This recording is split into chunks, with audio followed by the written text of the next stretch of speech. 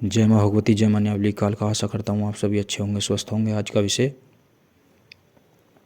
कुल देवता के बारे में है। कुल देवता अगर आपके राजी हैं तो आपको क्या प्राप्त हो सकता है, और कुल देवता का भक्ताई में अगर आप भगत बनना चाहते हैं, तांत्रिक बनना चाहते हैं, या भक्ताई में आप नए नए हैं तो आपको उनसे क्या प्राप्त होगा।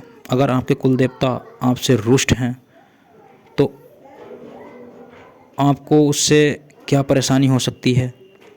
इस वीडियो में सब कुछ बताऊंगा। कुल देवता कौन होते हैं और इनको प्रसन्न करने से आपको क्या क्या प्राप्ति, किस किस चीज़ की प्राप्ति होगी, किस किस सिद्धि की प्राप्ति होती है, या कुल देवता का भक्ताई में क्या एक रोल है कि उनको प्रसन्न करने से क्या हमको भक्ताई में मतलब कोई स्थान प्राप्त हो सकता है या नहीं हो सकता।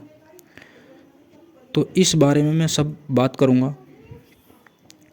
लेकिन जो भी लोग हमारे चैनल पे पहली बार आएँ, चैनल को सब्सक्राइब करें, वीडियो को शेयर करें, लाइक करें। कुल देवता कौन होते हैं? कुल देवता जो हमारे घर में हमारे पूर्वज द्वारा जो पूजे गए होते हैं। जैसे कि बहुत से लोगों के घर में माता मदनन पूजती हैं, न्यावली की कालका पूजती हैं, मरगट की मसानी पूजती हैं, बामन रूपी पूजती हैं। बहुत से लोगों के घर में कलवा पवन बाबा पूजते हैं। बहुत से लोगों के घर में काले देव पूजते हैं।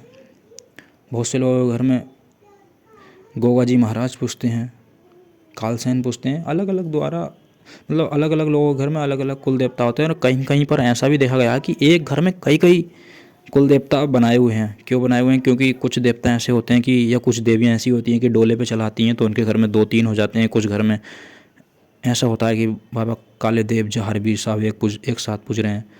तो वो जो है अपने पूर्वज द्वारा एक लाई हुई शक्ति होती है कि आपके पूर्व। कुछ लोग ये भी कहते हैं कि भाई कि ये देवता तो यही चीज़ लेता है। ऐसा भी नहीं है। क्यों है? क्योंकि शक्ति जो होती है भाव की भूखी होती है, कोई भी हो।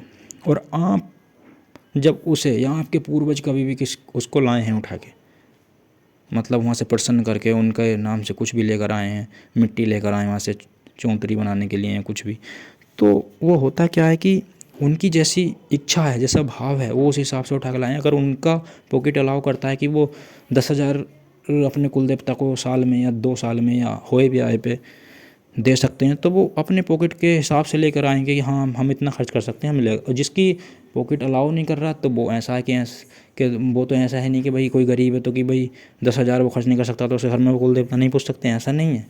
क्योंकि कोई लोंग जोड़े बतासे पूछ रहा है, उसकी इच्छा मतलब उसकी जो है पॉकेट इतना अलाउ कर रही है, उसकी जो है आर्थिक स्थिति इतनी नहीं है कि वो जो है इतना अफोर्ड कर पाए। तो होता है ऐसा अलग अलग। ये तो शक्तियों के, और जो हमारे पूर्वज हैं उनके खेल होते हैं कि वो किस चीज़, कोई सी शक्ति को किस चीज़ पर लेकर के आए हैं। तो इस तरीके से अलग अलग तरीके, अलग अलग भोग प्रसाद पर पूजे जाते हैं। कुछ लोगों ने बाबा काले देव के विषय में ये एक बात कही थी कि भाई काले देव बाबा जो है मुर्गे पर नहीं पूछते। ऐसा नहीं होता है। शक्ति को जिस चीज़ पर लेकर के आओगे वो उस चीज़ पे मान जाती है। अगर बाबा काले देव मुर्गे पे नहीं पूछते तो वो खाली एक सूखे गोले पर क्यों मान जाते हैं? एक खाली सूखे पे मनाने वाला होना चाहिए भाई, एक सूखे गोले पे भी आ जाते हैं। अब मान लीजिए किसी के घर पे डोले पे चल करके आ गए हैं बाबा, तो अगर आपने उनको अभी तक कुछ नहीं दिया और आप उनको पूजना चाह रहे हैं, तो मेरी समझ से अगर आपका पॉकेट अलाउ करता है और आपके पास इतने पैसे हैं तो आप दे सकते हो। अगर नहीं है तो उनको गोले पे मना दिया जाएगा पहली बार, फिर गोला ही लेंगे वो हमेशा। लेकिन उनको पहली बार मनाने का जो है किसी देव शक्ति से, वीर शक्ति से उनको मनाना पड़ता है, वीर से वीर को या और शक्तियों से। तो उनका चार्ज जाता है पहली बार। फिर जो है जन्म जिंदगी के लिए आप एक गोले में कितना खर्चा आता है, एक गोले के साथ जो है सामग्री जाती है 200-400-500 रुपये टोटल, सब कुछ उसमें पूजा हो जाएगी। अब मान लीजिए कहीं पर बकरे पे पूज रहे हैं तो लोग कहते हैं नहीं वो तो बकरे पे पूजेंगे, ऐसा नहीं है। तो बकरे पे अगर पूजेंगे तो वहाँ पर तो इतने रुपये खर्चा हो रहा है। बकरा आजकल छोटा बच्चा भी लो तो इतने रुपये का आता है, 5-6 हज़ार का। बड़ा बकरा लोगे तो 10-15-20 हज़ार रुपये का आता है। तो सब अलग अलग अपना हिसाब होता है। लेकिन हम बात करते हैं कि कुल देवता अगर आपके प्रसन्न है तो आपको किन किन चीज़ों की प्राप्ति कराते हैं।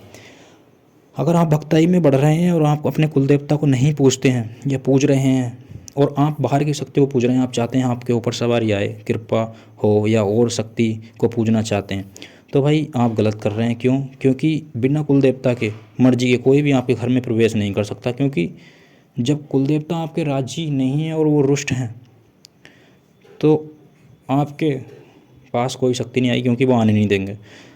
आप अपने कुल देवता को या कुल देवी को प्रसन्न करो, मनाओ उनके साथ ही। ऐसा नहीं है कि उनको पहले पूजोगे और उनको बाद में पूजोगे, ऐसा बहुत समय लगेगा। तो आप अपने कुल देवता को भी साथ में लेकर चलोगे या कुल देवी को भी, जो भी XYZ आपके घर में है टोटल, कोई से भी देवी देवता है, वीर पीर या पैगंबर कोई भी होते हैं, अलग अलग घरों में अलग अलग तरीके के देव शक्ति।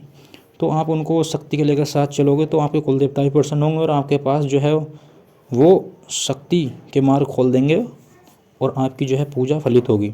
तो आपका जो है बहुत बड़ा, एक कुल देवता का बहुत बड़ा रोल होता है, तो आपको जो है सिद्धि मिलने के चांसेस ज़्यादा रहते हैं। अब कुल देवता अगर आपके राजी हैं तो वो आपको हर तरीके की सिद्धि तो प्रदान कराएंगे ही कराएंगे, आपको धन की कमी नहीं होने देंगे। कुल देवता आपके घर में कोई किसी तरीके की दिक्कत परेशानी नहीं आएगी, जैसे कि निगेटिविटी ऊर्जा या भूत प्रेत की कोई, क्योंकि वो आने नहीं देंगे जब प्रसन्न रहेंगे। तो ज़्यादातर लोगों के घर में जो निगेटिविटी है, भूत प्रेत है या कुछ भी है, तो वो इसी कारण है क्योंकि आजकल के लोग जो हैं इन चीज़ों को छोड़ते जा रहे हैं और वो उनको पूछते नहीं हैं। तो कुल देवता तो हो जाते हैं पीछे, वो ही कोई चीज़ पकड़ के आगे कर देते हैं, भूत खेल रहा है, कुछ भी खेल रहा है, वो कुल देवता और कुल देवी की ही मर्जी होती है। लेकिन वो क्या है, वो दिखते नहीं हैं। कि जैसे कि बड़े बड़े जो मतलब एक किसी भी कंपनी का एक ऐसे मान लो ओनर है, तो वो जो है उसके सारे, वो तो काम नहीं करेगा ना अकेला पूरी कंपनी में, वो किसी और से करवाएगा। तो ऐसे ही इनका होता है सिस्टम। तो इस तरीके से अब कुल देवता अगर राजी हैं तो आपके पूरी सोच को लेकर चलेंगे, आपके घर में बरकत होगी, आपको संतान की समस्या नहीं होगी। संतान भी आपको, मतलब जैसे आपने शादी की है तो आपको संतान मिलेगी जिस तरीके से आप चाह रहे हैं, जो भी चीज़ मांगेंगे आप, पुत्र मांगेंगे, पुत्री मांगेंगे, आपकी सभी जायज़ मनोकामनाएं पूरी करेंगे वो। और लेकिन अगर आप उनको नहीं पूछते हो तो आपके कोई बनते बनते काम बिगड़ जाएंगे, आपका कोई काम नहीं होने देंगे। क्योंकि घर में जो है दो चीज़ें विशेष होती हैं, एक तो कुल देवता, दूसरे पितृ। पितरों को हमेशा नहीं पूजा जाता, पितरों को पितरों के समय में पूजा जाता है, अमावस्या पर पूजा जाता है और पितृपक्ष में पूजा जाता है जो श्राद्ध आते हैं जो। तो इस तरीके से जो है इनका एक भक्ताई में या घर में कह लो या सिद्धि में कह लो, कुल देवता का एक बहुत बड़ा अहम रोल होता है। तो अपने कुल देवता को पूजो, उसके बाद जो है आपको हर चीज़ की प्राप्ति हो जाएगी। कोई सी भी सिद्धि करोगे तो आपको ज़रूर फलित होगी, उसका फल आपको ज़रूर मिलेगा। तो मैं आशा करता हूँ कि आपको ये जानकारी समझ में आई होगी। अगर आपको ये जानकारी अच्छी लगी है तो चैनल को सब्सक्राइब ज़रूर करें और हम मिलते हैं किसी और वीडियो में। तब तक के लिए जय मां भगवती, जय मां न्यावली की काल का।